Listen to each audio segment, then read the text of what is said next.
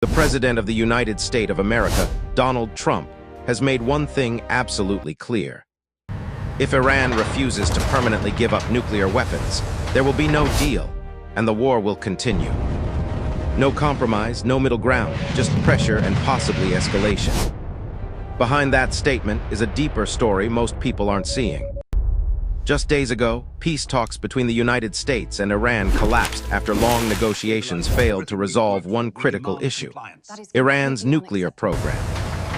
Iran reportedly refused to fully abandon its nuclear ambitions, while Trump's administration refused to accept anything less than total dismantling. That's where everything changed. Within hours, the United States moved from diplomacy to dominance, launching a military-backed blockade targeting Iran's access to global trade routes. Warships, aircraft, thousands of troops. And suddenly, this wasn't just a negotiation anymore. It became a message. Trump's strategy is simple, but extremely risky. Force Iran into submission by cutting off its economy, isolating it globally, and making the cost of resistance unbearable. But here's the twist. Even as he threatens continued war, Trump is also claiming the conflict is very close to an end. So which is it, peace or prolonged war?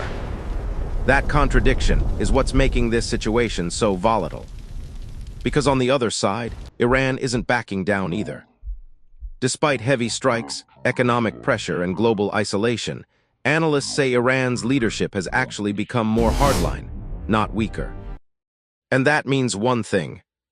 The longer this standoff continues, the higher the risk of a wider conflict.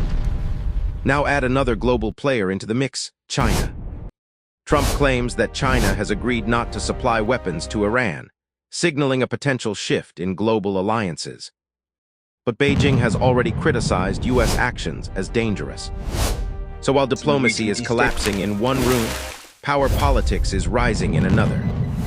And at the center of it all is a single demand: no nuclear weapons, ever. This is no longer just about Iran. It's about who controls the future of global security, who defines red lines, and how far a superpower is willing to go to enforce them. Because if Iran refuses, this war doesn't end.